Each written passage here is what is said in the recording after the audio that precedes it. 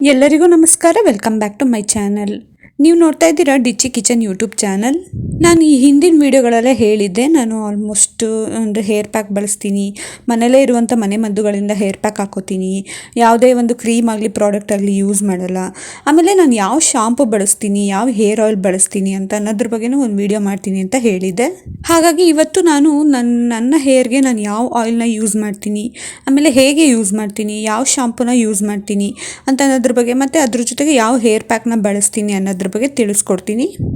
ಈ ವಿಡಿಯೋನ ಪೂರ್ತಿಯಾಗಿ ನೋಡಿ. ಇನ್ ಕೇಸ್ ಏನಾದರೂ ನಿಮಗೂ ಇಷ್ಟ ಆಗಿದ್ರೆ ಪ್ಲೀಸ್ ಒಂದು ಲೈಕ್ ಮಾಡಿ, ಶೇರ್ ಮಾಡಿ, ಹಾಗೆ ನಿಮ್ಗೇನು ಅನ್ನಿಸ್ತು ಅಂತ ಕಮೆಂಟ್ ಮಾಡಿ. ಹೊಸದಾಗಿ ನನ್ನ ಚಾನಲ್ನ ನೋಡ್ತಾ ಇದ್ದರೆ ಪ್ಲೀಸ್ ಸಬ್ಸ್ಕ್ರೈಬ್ ಮಾಡ್ಕೊಂಡು ನೋಡಿ. ಈಗ ಮೊದಲಿಗೆ ನಾನು ಯಾವ ಆಯಿಲ್ ಯೂಸ್ ಮಾಡ್ತೀನಿ ನಾನು ಅನ್ನೋದ್ರ ಬಗ್ಗೆ ತಿಳಿಸ್ಕೊಡ್ತೀನಿ. ನಾನು ಆಲ್ಮೋಸ್ಟು ಬೇರೆ ಯಾವುದೂ ಯೂಸ್ ಮಾಡಲ್ಲ, ಅಂದರೆ ಹೊಸ ಪ್ರಾಡಕ್ಟ್ಗಳಾಗಲಿ ಅದು ಯಾವುದೂ ಯೂಸ್ ಮಾಡಲ್ಲ. ನಾನು ಯೂಸ್ ಮಾಡೋದು ಒಂದೇ ಪ್ಯಾರಾಚೂಟ್ ಕೊಬ್ಬರಿ ಎಣ್ಣೆ ಅಂತ ಅಂದ್ಬಿಟ್ಟು ಮಾರ್ಕೆಟ್ಗಳಲ್ಲಿ ಸಿಗುತ್ತಲ್ಲ ಅದನ್ನೇ. ಇಲ್ಲ ಅಂತಂದರೆ ನಾವು ಮನೆಯಲ್ಲಿ ಆಲ್ಮೋಸ್ಟು ತೆಂಗಿನ ಮರ ಬೆಳೆಸಿರ್ತೀವಿ, ಅದರಲ್ಲಿ ಸಿಗುವಂಥ ತೆಂಗಿನಕಾಯಿಂದ ನ್ಯಾಚುರಲ್ ಆಗಿ ಕೊಬ್ಬರಿ ಎಣ್ಣೆ ಮಾಡಿಸ್ತಾರಲ್ಲ ಅದನ್ನು ನಾನು ಯೂಸ್ ಮಾಡ್ತೀನಿ. ಅದು ಬಿಟ್ಟರೆ ನಾನು ಇನ್ಯಾವುದೂ ಕೂಡ ಯೂಸ್ ಮಾಡೋಲ್ಲ. ನಾನು ಸ್ಟಾರ್ಟಿಂಗು ನಂದು ಹಳೆಯ ವೀಡಿಯೋಸ್ಗಳನ್ನ ನೋಡಿದರೆ ನೀವು ಅಬ್ಸರ್ವ್ ಮಾಡಿರ್ಬೋದು, ನಾನು ಶಾರ್ಟ್ ಹೇರ್ ಮಾಡಿಸಿದ್ದು ಏನಕ್ಕೆ ಕಾರಣ ಅಂತಂದರೆ, ನಾನು ಬೇರೆ ಪ್ರಾಡಕ್ಟ್ಗಳು, ಬೇರೆ ಕಂಪನಿ ಎಣ್ಣೆಗಳನ್ನ ನಾನು ಯೂಸ್ ಮಾಡ್ತಿದ್ದೆ. ಅಂದರೆ ವಾಟಿಕಾ ಇರ್ಬೋದು ಅಥವಾ ಬೇರೆ ಇನ್ಯಾವುದಾದ್ರು ನನಗೆ ಯಾವ್ದು ಸಿಗುತ್ತೋ ಅದನ್ನು ಯೂಸ್ ಮಾಡ್ತಾ ಬರ್ತಿದ್ದೆ.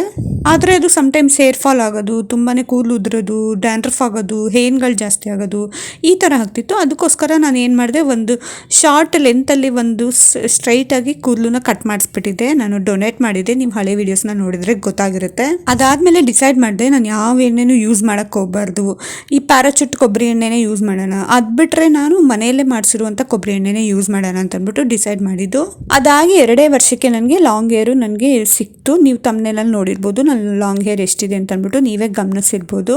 ಇನ್ನು ಇದ್ರ ಜೊತೆಗೆ ನಾನು ಯಾವ ಶಾಂಪು ಯೂಸ್ ಮಾಡ್ತೀನಿ ಅಂತಂದರೆ ಕ್ಲಿನಿಕ್ ಪ್ಲಸ್ ಅಂತ ಅಂದ್ಬಿಟ್ಟು ಮಾರ್ಕೆಟ್ಗಳಲ್ಲಿ ಸಿಗುತ್ತೆ. ನಾನು ಅದೊಂದನ್ನೇ ಯೂಸ್ ಮಾಡೋದು, ಬೇರೆ ಇನ್ಯಾವುದೂ ನಾನು ಯೂಸ್ ಮಾಡಲ್ಲ.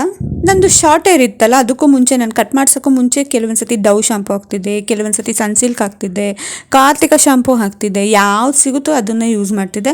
ಅದಾದಮೇಲೆ ಗೊತ್ತಾಯಿತು ನನಗೆ ಇವೆಲ್ಲ ಸುಮ್ಮನೆ ಯೂಸ್ ಮಾಡೋಕ್ಕಿಂತ ಕೂದಲು ಉದುರಿಸ್ಕೊಂಡು ಯಾಕೆ ಬೇಕು, ಒಂದಕ್ಕೆ ಸ್ಟಿಕ್ ಆನ್ ಆಗೋಣ ಅಂತ ಅಂದ್ಬಿಟ್ಟು ನಾನು ಕ್ಲಿನಿಕ್ ಪ್ಲಸ್ಗೆ ಬಂದಿದ್ದು. ಈ ಕ್ಲಿನಿಕ್ ಪ್ಲಸ್ಸಲ್ಲಿ ವೆರೈಟಿ ಆಗಿ ಬಂದಿದೆ, ಅಂದರೆ egg protein clinic plus shampoo ಅಂತ ಬಂದಿದೆ. ಅದನ್ನು ನಾನು ಯೂಸ್ ಮಾಡಲ್ಲ. ಅಂದರೆ ಆಲ್ಮೋಸ್ಟ್ ಕೆಲವ್ರಿಗೆ ಎಗ್, ಅಂದರೆ ನಾನ್ ವೆಜ್ ತಿನ್ನದೇ ಇರೋರು ಎಗ್ ಹೇಗೆ ಯೂಸ್ ಮಾಡೋದಪ್ಪ ಅಂತೆಲ್ಲ ನೀವು ಯೋಚನೆ ಮಾಡ್ಬೋದು. ಅಂದರೆ clinic plus strong and healthy ಅಂತ ಬರುತ್ತಲ್ಲ ಅದೊಂದನ್ನೇ ಯೂಸ್ ಮಾಡೋದು ನಾನು ಅಷ್ಟೇ. ಜೊತೆಗೆ ರೈಸ್ ವಾಟರ್ ಕ್ಲಿನಿಕ್ ಪ್ಲಸ್ ಅಂತ ಅಂದ್ಬಿಟ್ಟು ಹೊಸದಾಗಿ ಕೂಡ ಬಂದಿದೆ, ಅದನ್ನು ಕೂಡ ಯೂಸ್ ಮಾಡಲ್ಲ. ಸ್ಟ್ರಾಂಗ್ ಆ್ಯಂಡ್ ಲಾಂಗ್ ಹೇರ್ ಅಂತ ಅಂದ್ಬಿಟ್ಟು ಬ್ಲೂ ಕಲರಲ್ಲಿ ಬರುತ್ತಲ್ಲ ಅದೊಂದೇ ನಾನು ಕ್ಲಿನಿಕ್ ಪ್ಲಸ್ನ ಯೂಸ್ ಮಾಡೋದು. ಅದು ಮತ್ತು ಕೊಬ್ಬರಿ ಎಣ್ಣೆ ಅಷ್ಟೇ, ಅದೆರಡನ್ನೇ ನಾನು ಯೂಸ್ ಮಾಡೋದ್ರಿಂದ 2 ವರ್ಷದಲ್ಲಿ ನನಗೆ ಲಾಂಗ್ ಹೇರ್ ಸಿಕ್ತು. ತುಂಬ ಚೆನ್ನಾಗಿ ದಪ್ಪವಾಗಿ ಉದ್ದವಾಗಿ ಕಪ್ಪು ಕೂದಲೇ ನನಗೆ ಲಾಂಗ್ ಹೇರ್ ಬಂದಿತ್ತು. ಇನ್ನು ನಾನು ಯಾವ ಹೇರ್ ಪ್ಯಾಕ್ ಬಳಸ್ತೀನಿ ಅಂತ ಅನ್ನೋದ್ರ ಬಗ್ಗೆ ಹೇಳೋದಾದರೆ, ನಾನು ಆ್ಯಕ್ಚುಲಿ ಸುಮಾರು ಅಂದರೆ ಡ್ಯಾಂಡ್ರಫ್ ಇಲ್ಲ ಇವಾಗ ನಂಗೆ ಸದ್ಯಕ್ಕೆ. ಸ್ಟಾರ್ಟಿಂಗ್ ಮೊದಲೆಲ್ಲ ಇತ್ತು, ನನಗೆ 2 ವರ್ಷದ ಹಿಂದೆ ಮೊದಲೆಲ್ಲ ಇತ್ತು. ನಾನು ಕಟ್ ಮಾಡಿಸಿ ಮತ್ತೆ ನಾನು ರೀಗ್ರೋತ್ ಮಾಡ್ಕೊಳ್ಳುವಾಗ ಒಂದಕ್ಕೆ ನಾನು ಸ್ಟಿಕ್ ಆನ್ ಆಗಿದ್ದು, ನನಗೆ ಡ್ಯಾಂಡ್ರಫ್ ಏನೂ ಬರಲಿಲ್ಲ, ಏನು ಜಾಸ್ತಿ ಕೂದಲು ಉದುರುವಂಥದ್ದು ಆ ಥರದ್ದು ಏನೂ ಬರಲಿಲ್ಲ. ಹಾಗಾಗಿ ನಾನು ಒಂದೇ ಒಂದು ಹೇರ್ ಪ್ಯಾಕ್ನ ಟ್ರೈ ಮಾಡೋಣ 1 ತಿಂಗಳು ಅಂತಂದ್ಬಿಟ್ಟು ಟ್ರೈ ಮಾಡಿದ್ದೆ. 1 ತಿಂಗಳಲ್ಲೇ ನನಗೆ ಆ ಹೇರ್ ಪ್ಯಾಕಿಂದ ರಿಸಲ್ಟ್ ಸಿಕ್ತು. ಹಾಗಾಗಿ ನಾನು ಅದನ್ನೇ ಕಂಟಿನ್ಯೂ ಮಾಡ್ತಿರೋದು. ಯಾವುದು ಅಂತಂದರೆ, ನೀವು ಅಗಸೆ ಬೀಜ ಸಾಮಾನ್ಯವಾಗಿ ಮಾರ್ಕೆಟ್ಗಳಲ್ಲಿ ಸಿಗುತ್ತೆ, ಫ್ಲಕ್ಸ್ ಸೀಡ್ ಅಂತ ಅಂದ್ಬಿಟ್ಟು ಕೇಳಿದ್ರೆ ಸಿಗುತ್ತೆ. ಅಗಸೆ ಬೀಜ, ಅದ್ರ ಜೊತೆಗೆ ಮೆಂತ್ಯ ಕಾಳು ಮತ್ತು ಈರುಳ್ಳಿ ಮತ್ತು ಕರ್ಬೇವಿನ ಸೊಪ್ಪು, ಇವು 4ನ್ನ ಬಳಸ್ಕೊಂಡು ನಾನು ಹೇರ್ ಪ್ಯಾಕ್ನ ಮಾಡ್ಕೊಳ್ತೀನಿ. ಹೇಗೆ ಅಂತಂದರೆ 2 ಟೇಬಲ್ ಸ್ಪೂನ್ ಆಗೋಷ್ಟು ಅಗಸೆ ಬೀಜ, 2 ಟೇಬಲ್ ಸ್ಪೂನ್ ಆಗೋಷ್ಟು ಮೆಂತ್ಯ ಕಾಳನ್ನ ಒಟ್ಟಿಗೆ ರಾತ್ರಿನೇ ನೆನೆಸಿಟ್ಟಿರ್ತೀನಿ ನಾನು 1 ಕಪ್ಪಲ್ಲಿ. ಅದಾದಮೇಲೆ ಬೆಳಗಿನ ಜಾವ ಅಥವಾ ಬೆಳಗ್ಗೆ ಒಂದು 10 ಗಂಟೆಗೆ ಅದನ್ನು ಅಪ್ಲೈ ಮಾಡ್ತೀನಿ ಅಂತಂದರೆ 10 ಗಂಟೆಗೆ ಅದಕ್ಕೆ ಒಂದೇ ಒಂದು ಮೀಡಿಯಮ್ ಸೈಜ್ ಈರುಳ್ಳಿನ ನೀಟಾಗಿ ಕಟ್ ಮಾಡ್ಕೊಂಡು ಸೇರಿಸ್ಕೊಳ್ತೀನಿ. ಅದ್ರ ಜೊತೆಗೆ 1 ಕಡ್ಡಿ ಫ್ರೆಶ್ ಕರ್ಬೇವಿನ ಸೊಪ್ಪು, ಅಥವಾ ಫ್ರೆಶ್ ಆಗಿರೋದಾದ್ರೂ ಪರವಾಗಿಲ್ಲ, ಮನೆಯಲ್ಲೇ ಇರೋದಾದ್ರೂ ಪರವಾಗಿಲ್ಲ.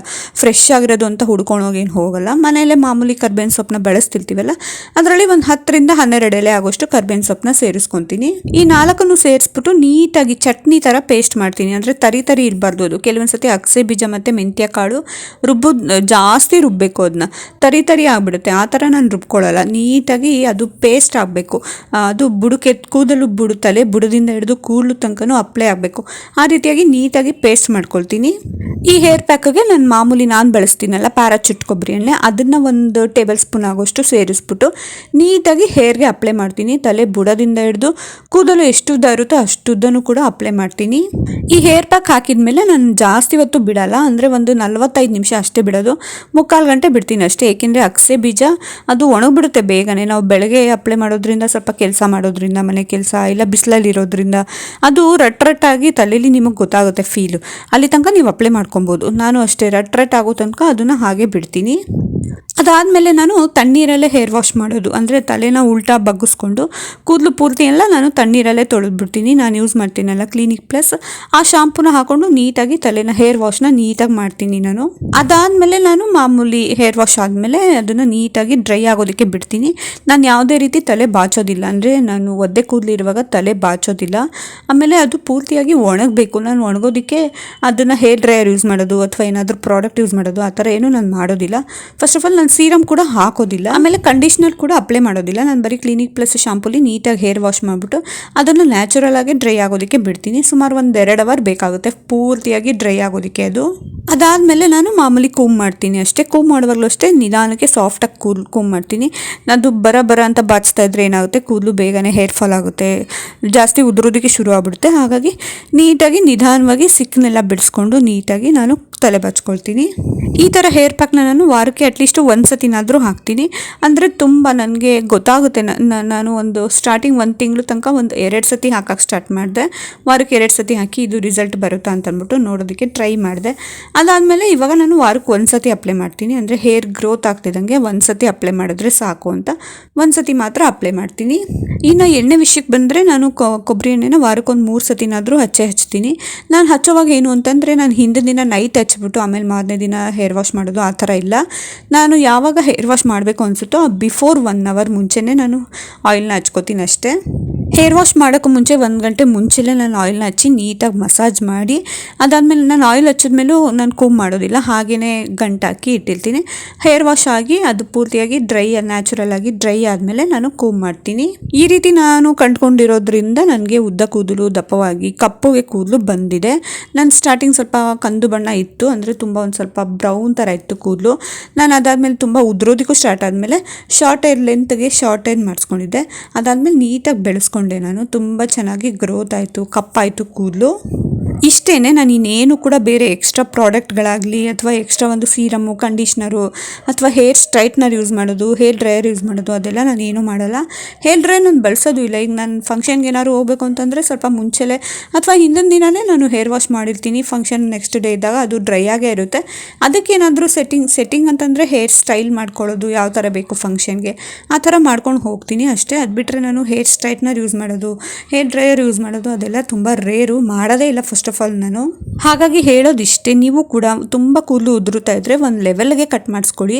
ಕಟ್ ಮಾಡಿಸ್ಕೊಂಡಿದ್ದಾದಮೇಲೆ ಒಂದೇ ಒಂದು ಶಾಂಪು, ಒಂದೇ ಒಂದು ಹೇರ್ ಆಯಿಲ್ಗೆ ಸ್ಟಿಕ್ ಆನ್ ಆಗಿ, ಮತ್ತು ಒಂದೇ ಒಂದು ಹೇರ್ ಪ್ಯಾಕು, ಅದು ನಿಮಗೆ ಯಾವ್ದು ಅಡ್ಜಸ್ಟ್ ಆಗುತ್ತೋ ಅದಕ್ಕೆ ಸ್ಟಿಕ್ ಆನ್ ಆಗಿ 1 ತಿಂಗಳು 1.5 ತಿಂಗಳು ಬಳಸಿ ನೋಡಿ. ಅದು ನಿಮಗೆ ವರ್ಕೌಟ್ ಆದರೆ, ಅದರಿಂದ ನಿಮಗೆ ರಿಸಲ್ಟ್ ಬಂತು ಅಂತಂದರೆ ಅದನ್ನೇ ಮ್ಯಾಕ್ಸಿಮಮ್ 2-3 ವರ್ಷ ಬಳಸಿ ನೋಡಿ. ತುಂಬ ಚೆನ್ನಾಗಿರೋ, ಉದ್ದವಾಗಿರೋ, ದಪ್ಪವಾಗಿರೋ, ಕಪ್ಪಗಾಗಿರೋ ಕೂದಲು ನಿಮಗೆ ಸಿಗುತ್ತೆ. ಇದ್ರ ಜೊತೆಗೆ ಚೆನ್ನಾಗಿ ಊಟ ಮಾಡಬೇಕು, ಚೆನ್ನಾಗಿ ನೀರು ಕುಡಿಬೇಕು, ಸೊಪ್ಪು, ಕಾಳು, ಕಡ್ಡಿ, ತರಕಾರಿ ಎಲ್ಲ ತಿಂತಾ ಬರಬೇಕು. ಆವಾಗ ಒಳಗಿಂದನೂ ಕೂಡ ಸ್ಟ್ರಾಂಗ್ ಆಗಿರ್ಬೋದು ಮತ್ತು ಹೇರ್ ಗ್ರೋತು ಕೂಡ ಚೆನ್ನಾಗಾಗುತ್ತೆ ಅಂತ ಹೇಳ್ತಾ ಈ ವಿಡಿಯೋನ ಇಲ್ಲಿಗೆ ಎಂಡ್ ಮಾಡ್ತೀನಿ. ನನಗನ್ಸುತ್ತೆ ಈ ವಿಡಿಯೋ ನಿಮಗೆ ತುಂಬ ಯೂಸ್ಫುಲ್ ಆಗಿರುತ್ತೆ, ತುಂಬ ಉಪಯುಕ್ತವಾಗಿರುತ್ತೆ ಅಂತ ಅಂದ್ಬಿಟ್ಟು. ಈ ವಿಡಿಯೋ ಇಷ್ಟ ಆಗಿದ್ರೆ ಪ್ಲೀಸ್ ಒಂದು ಲೈಕ್ ಮಾಡಿ, ಶೇರ್ ಮಾಡಿ, ಮತ್ತು ಹೇಗೆ ಅನ್ನಿಸ್ತು ಅಂತ ಕಮೆಂಟ್ ಮಾಡಿ. ಮತ್ತು ಮುಂದಿನ ವಿಡಿಯೋದಲ್ಲಿ ನಿಮಗೆ ಯಾವ ಥರ ವೀಡಿಯೋಸ್ ಬೇಕು ಅನ್ನೋದನ್ನ ಕಮೆಂಟ್ ಮಾಡಿ.